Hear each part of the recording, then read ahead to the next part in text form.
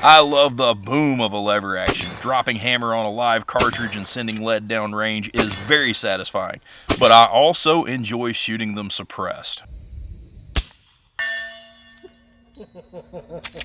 Hello Henry family, please allow me to introduce myself to the Henry YouTube channel for the first time. My name is Pat and it is a pleasure to be here. Of course today I'm here to talk to you about suppressing your lever action.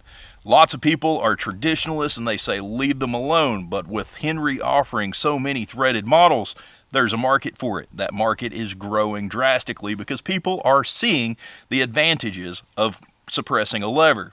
So now, why would you suppress a lever? Well, the first being is that it is an excellent suppressor host. By design, it is quicker than a bolt gun and quieter than a semi-automatic. There you go. Now, a bolt action and a lever action are both even in the fact that the action stays locked up during the shot, and it forces 100% of the gases to go down the barrel, so you're making the suppressor do its job.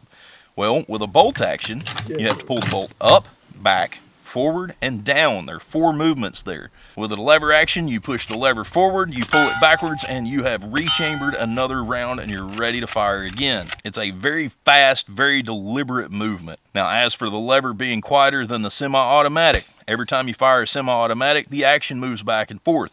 You get the click-clack of the bolt added into the sound of the shot. Also, when the bolt opens up, you get port pop, so you are not making your suppressor work to 100% of its efficiency. So whereas a lever action, yes, you do get the click-clack of the bolt, but when you choose to, the semi-automatic doesn't really give you a choice in that fact. So a lever action is oftentimes a better suppressor host. Now, the biggest benefit of shooting your lever suppressed is hearing protection. In my adult life, I've spent $10,000 on hearing aids for a loved one. Now, their situation wasn't voluntary. My situation is. I would rather spend my $10,000 on fun, proactively protecting my hearing, whether it be the cost of the suppressor, the tax stamp, the trust paperwork, anything like that. I count that 10 grand as toward not having to buy hearing aids later. Now, while suppressors do offer excellent hearing protection, certain rounds should be fired sparingly. I know my 4570, if I run a hot load through it, it will absolutely fill my silencer up with gases and still bark out the end. Now, it's cutting the boom off, but there is a pitch that is left over, and I call that we call it being pitchy. When it gets to that certain pitch, the volume is down, but it's just the frequency of it, it'll get at your ears. Now, I do that sparingly. I'll only shoot 1 or 3 rounds without hearing protection with a load like that. That in a hunting or self-defense situation, it's ideal. But if you're going to set in and have a full range day, you're either going to want to tone your loads down, maybe load some subsonics or purchase some subsonics, or just use a secondary set of hearing protection. Now, when we're talking about taking the boom off the report of the shot, that also makes you a good neighbor. There's an old saying about a good fence making a good neighbor. A good suppressor keeps you a good neighbor as well and keeps them from griping so much at you. Keeping that report down is definitely a good thing. And I will tell you, this right here, this is the perfect case. Back a couple of years ago, a buddy of mine had given me permission to shoot on his property. Now, he also has heavy equipment, and I was shooting steel with a suppressed Henry X Model 44. And with those, I call them bunny fart loads because they sound like a bunny fart. So when you're firing it, all you hear is the click of the hammer dropping, and then as the bullet's traveling through the air, if you load them subsonic, you don't get the crack of the bullet. Well, it smacks steel with authority. So ding, ding, ding was all that neighbor was hearing. He thought that the property owner had a broke down piece of equipment and he was banging on it with a hammer. So he came over to help and was actually surprised to see that he could not hear the gunshots.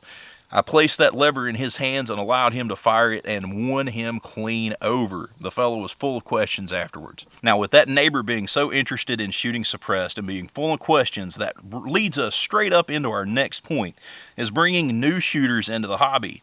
Well, actually, I say hobby, it's more like a lifestyle for me. I'm doing something every day, whether it's hunting, target shooting, just anything, teaching someone new to shoot. You know, I've got my own children to teach to shoot. Without that, without being a +1, as in the case of the new neighbor and bringing him into the hobby, without that, the hobby will eventually go away. So teaching children, teaching a coworker that's anti-gun, all they have to have is one good shooting experience, and they'll come over to our side. That is all it takes. Now, shooting suppressed takes a lot of the boom off, it reduces the recoil, and it takes the flinch away. Lots of people want to flinch just based off of sound and recoil. So if your new shooter sees really good results on paper, nice little groups, or lots of dings on steel that release that ever so awesome dopamine, shooting suppressed on steel releases a little bit of happiness, and it's great. So if you get those people to experience that one time, we are +1 to the hobby, and a suppressor is an excellent way to do it.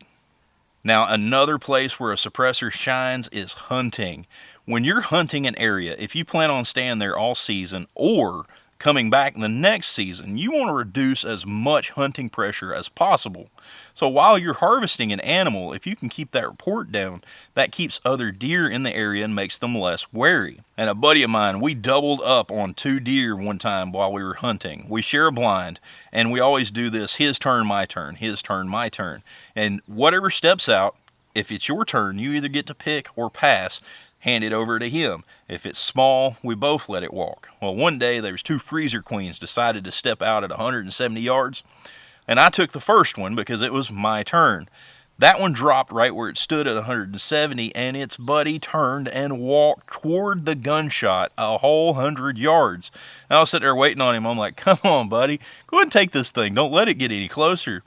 But I attest that fact that we were able to harvest 2 whitetails, put 2 deer in the freezer at the same time within 10 minutes, to the fact that the first gunshot was suppressed. Now, he was shooting suppressed as well, but that comes back around to the hunting pressure.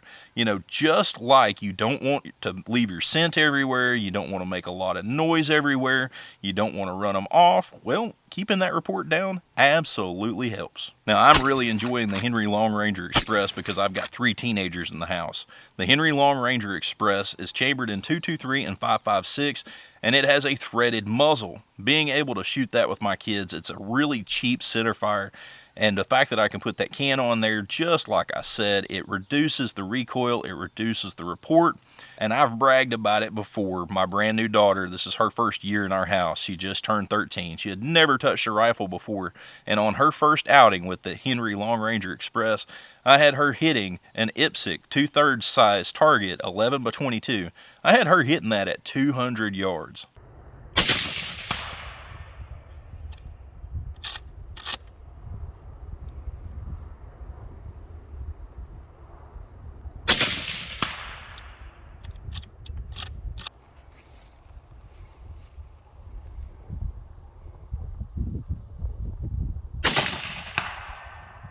What did you just do? I hit a man-sized target at 2 football fields. Give us a big thumbs up. And my other factory threaded Henry is the Henry X Model 4570. I got this one right before the craze. You could actually let one sit on the shelf back then. Now you can't let them sit on the shelf because they're just gone. The demand's ridiculous. But this one was sitting there, and one day I sat there and looked at it and I said, man, I really want that, but I'm going to have to exercise some restraint. I said, just try to leave some money in the bank. So I made this deal with myself. If that thing was still sitting there in 1 week, I would come back and purchase it. So I called down, the dude answered. He recognized my voice because he saw me staring really hard at the thing. I called down and I asked him, I said, is that Henry X still on the shelf? And he says, yes, it is, buddy. I said, well, go ahead and take it off the shelf. I'll be there in about 15 minutes. And I have had so much fun with that thing. I have carried that thing all over the United States. This thing's been to Texas twice. It's been to a tactical lever action class with Chris Costa with Ranger Point. Henry actually sponsored that event. We had a great time. This thing has been to the swamps of Savannah. I rolled a hog in the swamps of Savannah, and I have just traveled all over the place with this thing and never felt undergunned. Well, I hope you've enjoyed the video, and if you have, please hit that thumbs up. Leave me an awesome comment. I hope to see you guys in the comment section. I'll try to interact with you for the first few weeks of the video. But anyway, y'all have a wonderful day. We'll see you next time. And remember, if it's not made in America, it's not made at all.